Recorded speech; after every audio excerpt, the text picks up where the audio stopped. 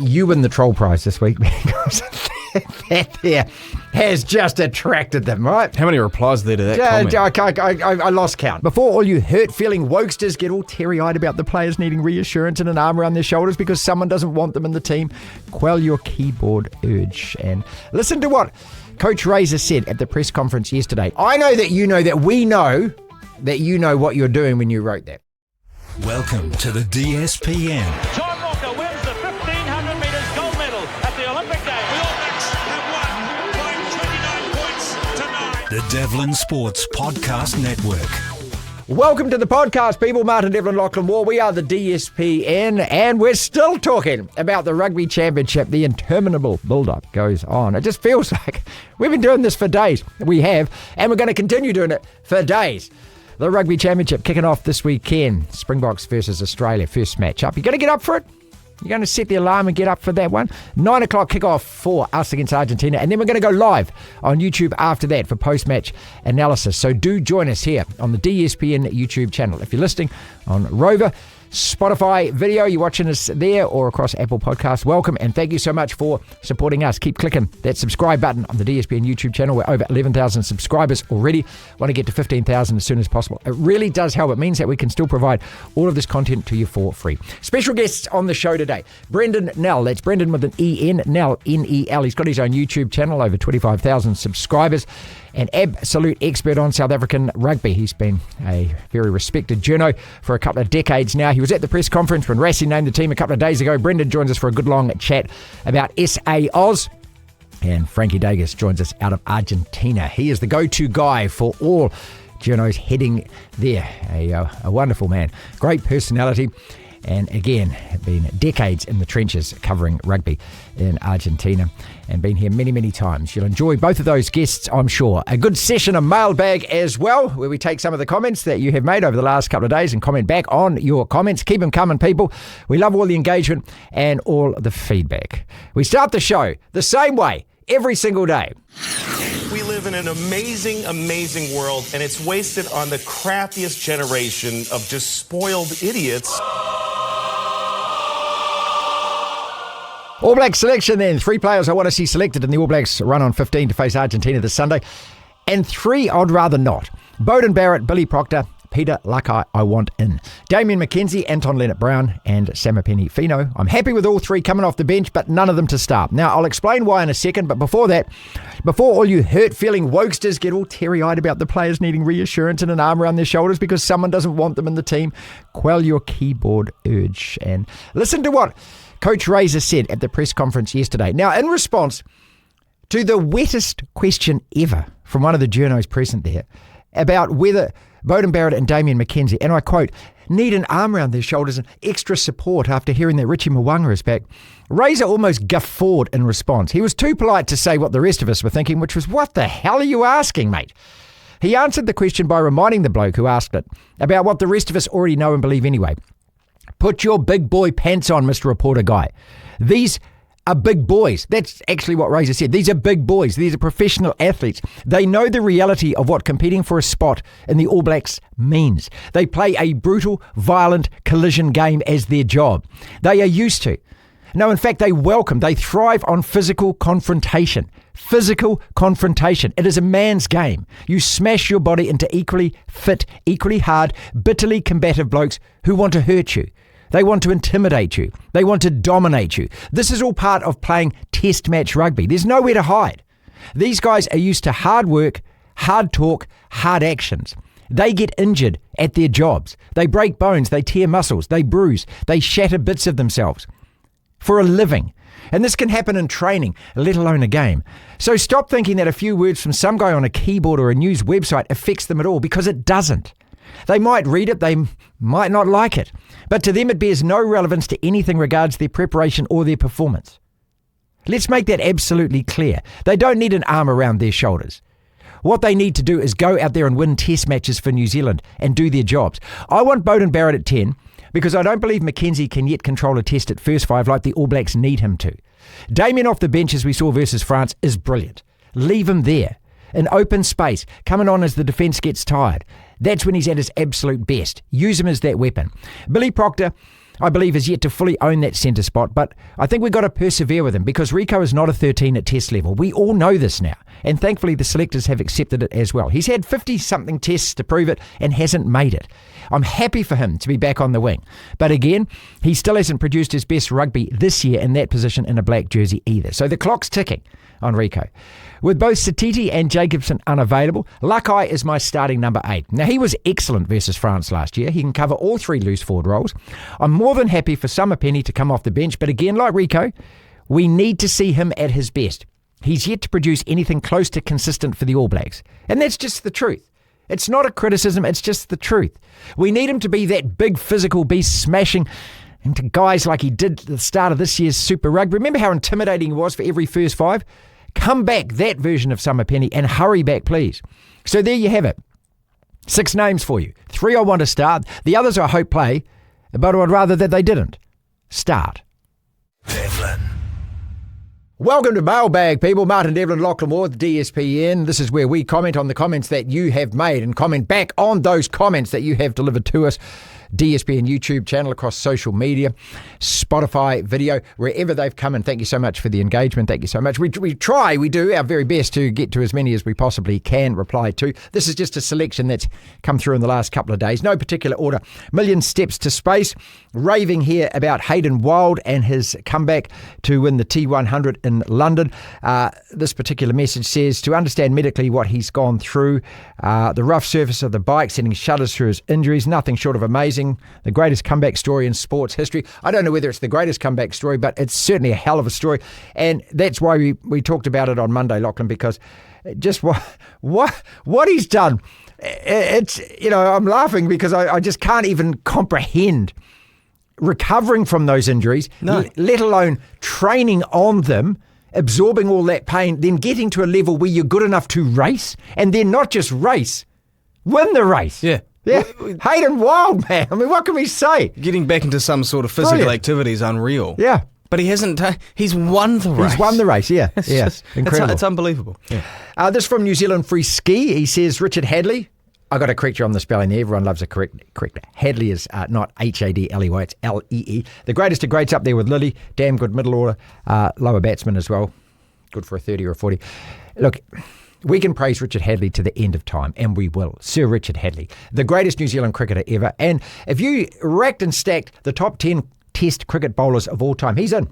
No question about it. Well, I don't know anything about cricket, according to another YouTube comment, so I'm going to make no comment here.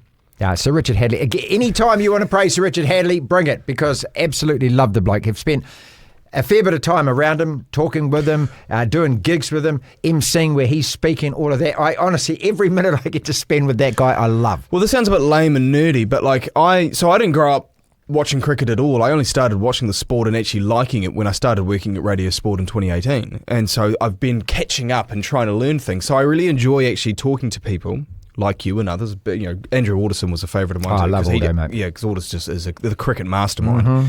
And he is the almanac. Yeah, he is. Yeah, the almanac. Yeah, that'll do. Work? That'll work. Yeah, but I just sit there and just ask questions about cricket from pretty much 2000 and before 2000, before the turn of the century. Just ask about all these different players and whatnot. And the thing that's incredible is I don't associate New Zealand at all with being a Test cricket heavyweight, at least from a bowling perspective. So hearing that we had someone like Sir Richard Hadley who was so great and is revered and admired and honoured in such a way in cricket history, not just here but around the world, it's kind of weird to think about.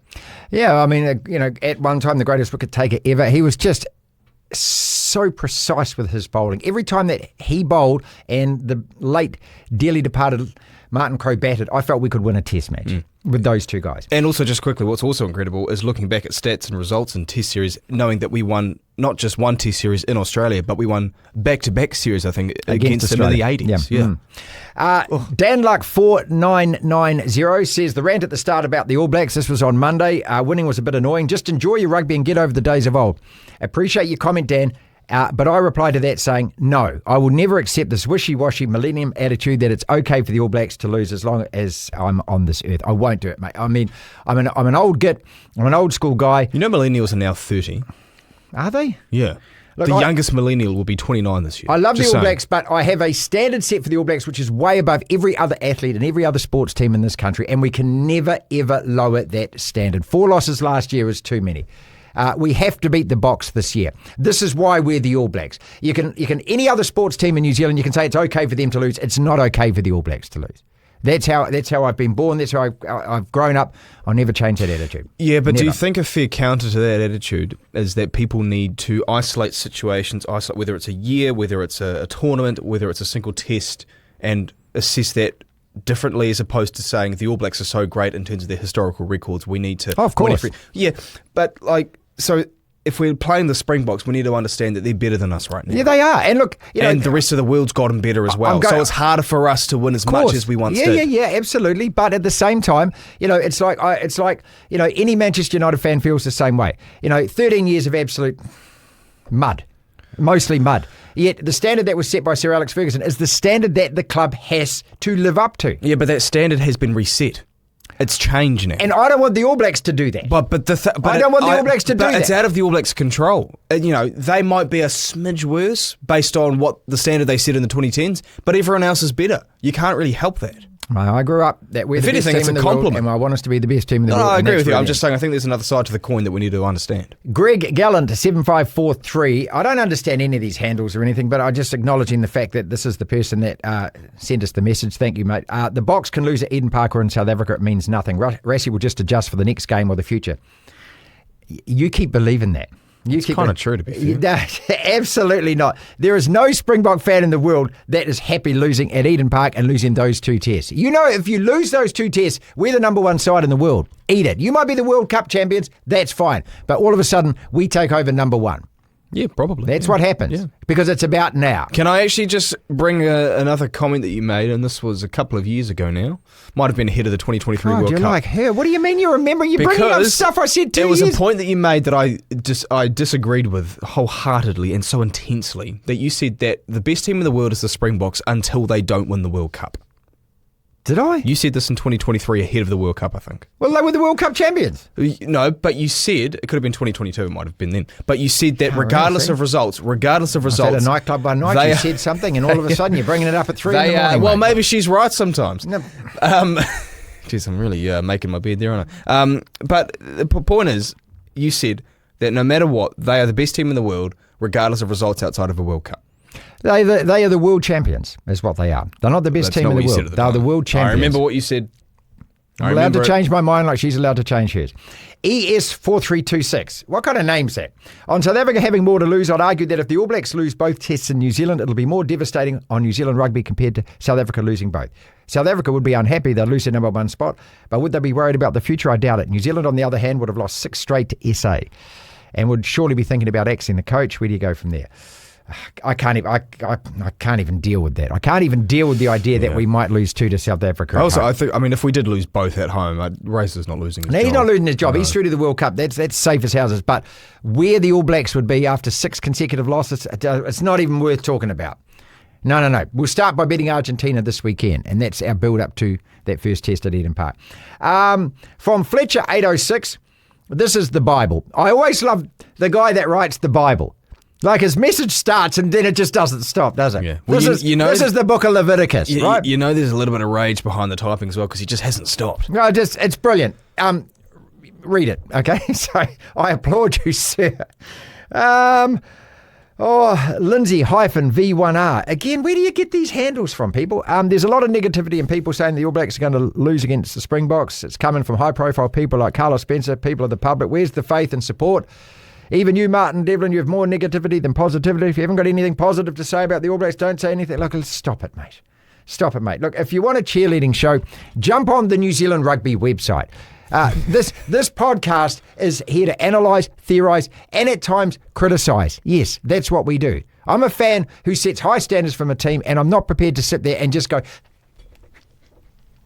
okay? They win, we praise. They lose, we If criticise. they play badly, we're going to criticise them. But absolutely. if they play well, there's no bigger cheerleaders than the DSPN. I love this team. Yeah. But I love this team from a point of view that I'm not prepared to let them slip from where they have set their standard.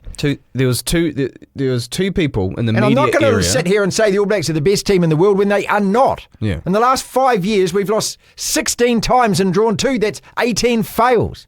That's not acceptable for an All Black side. I'm not prepared to sit here and go, it's all okay. It's not at the moment. We're rebuilding towards the World Cup, and that starts with this Rugby Championship and starts by beating South Africa. Let's do it.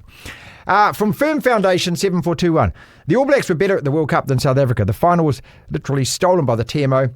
South Africa ain't all that, bro. You win the Troll Prize this week because that there has just attracted them, right? How many replies there to that comment? I lost count. But Jeez. whoever wrote that, I know that you know that we know that you know what you're doing when you wrote that. Okay? Daniel Bagnall, 7050. This in reply to Jamie Wall, who was on the podcast yesterday. Flop it out and give it a good swing. Now, we were talking about this. If we beat South Africa twice, that to me should be the trophy. That should be the new trophy. It should be a big swinging thing on a thing, and you get that trophy and you win the 2 tests and you can just flop it and swing it. Wouldn't that be a great trophy? Bit of a strange trophy. See, if you're agreeing with me, you've got a problem. It belongs okay? on K Road. Well, I'm just saying. I mean, it's metaphorical as opposed to actual physical. There has been some weird. It's a cricket that had the Black Caps had a series with Bangladesh, and they had the Oh Hoi Hoi trophy, and it was like a box of biscuits or something. There was one which was a box of soap powder because they were the sponsors of the things. No, just the big swinging dick of World Rugby trophy. I'd quite happily. Well, what colour is it? Hold that. Well, it's What all does it look black. like? It's all black if we win it, mate. I'll tell you that. Gosh. So it's quite big then. Try Hard 3D says, this is about the Warriors chat yesterday with Tony. He says, it ain't time to panic. The season isn't gone by a long shot. The only thing that matters is form going into the finals. We get a good win this weekend. May get us going. Kiwis are so fickle when it comes to their teams. Again, I just find these comments childish. The Kiwis are so fickle when it comes to their team. No, we're sitting here analysing form. 5 losses in 7 is not great form. That's the form we're taking into the Dragons game. We don't want to be playing like that going into the finals. Do you think we're fickle? Go across the ditch. You When know, their teams lose, all hell breaks loose in the neighbourhood. the Warriors are in a rut at the moment. Again, we have to be honest about this. You can't sit there watching the Warriors, especially what we saw last week against the Dogs, and pretend. I mean, that was an awful performance. It was amongst the worst of the year. It was proof that there is a difference in class between those two teams. Yeah. But I'm not saying that the season's over by a long shot, and I'm not saying that we're out of the finals reckoning at all. I'm just saying that right now we've got to change it up because we're not playing well. The last 3 games have not been impressive. Go back to basics. Lost 2 games at home we should have won. You know, if you want to be a top 4 side, this is, again, the standard that you set. Yeah. If you want to be a bottom feeder, a 12 or a 13, accept the losses. I'm not prepared to accept the losses. I want the Warriors to be a consistent top 8 side. That's where they should be. How did the Warriors win at the start of the year, and how did they win 2 years ago? Simplicity, having a really good number 7 dictating things. We've never had a great backline that's making amazing moves. It was really consistent forward pack, good tackling, solid sets of 6, consistency on that, getting down there in, not making mistakes. Take care of the ball. Yep. Win that field position battle, make your tackles. Win the middle, yeah. And so it is the basics of rugby league that what winning teams, you don't win by tossing the ball around and hoping that is a hero. My Broncos are the worst at that. And you can't pretend in this league. It's not a pretendy league. It's a doing league. And defensively, the Warriors have been pulled the last few weeks. But start of the year, the defence was great. Go back to the basics, sort the defence. And the whole point of the epistle yesterday, and talking with Tony as well, Tony Kemp, about it, was just simply win against the Dragons. I don't care how we win. I don't care what ugliness it is. I don't care if it's 2-0, if it's a 1-point field goal and it's a 1-0 football result. I don't care. Yeah. Just get those 2 points and get back on the horse again. 2 to go. From Mike Kings North, says, well said, Martin, about Peter Lester, armchair admiral, America's Cup fanatic. That describes me, and I love the guy's commentary. Look, yes, we dedicated that first show to him this week. And now, God, I get a little shiver when I'm talking about it now. I love that guy. He was such a cool guy to hang with and work with, Peter Lester. He was one of those guys in broadcasting that you go away with and you do work with. You always remember the experiences that you have with him. And I've talked to a lot of my mates who've worked with Peter. TJ was on the show on Monday talking about it. He just leaves an impression on you. He's one of those guys that as soon as you know you're working with him, you know how much fun it's going to be. He's one of them guys, you know? So thank you very much for that. Final comment from Finn Johnson. with an EN. Gosh, Lachlan's Mo. Yes. Well, certainly not something that happens overnight. It takes months and months of tinkering and trimming. I had to actually get the scissors out the other day just to make sure that it wasn't curling over the lip, just to, get it all nice and What is more chance of manicured. happening? That works this Friday night at the pub, or Argentina beat the All Blacks? I can answer that right now. Argentina beat the All Blacks. No Yeah. shame. Truth. DSPN.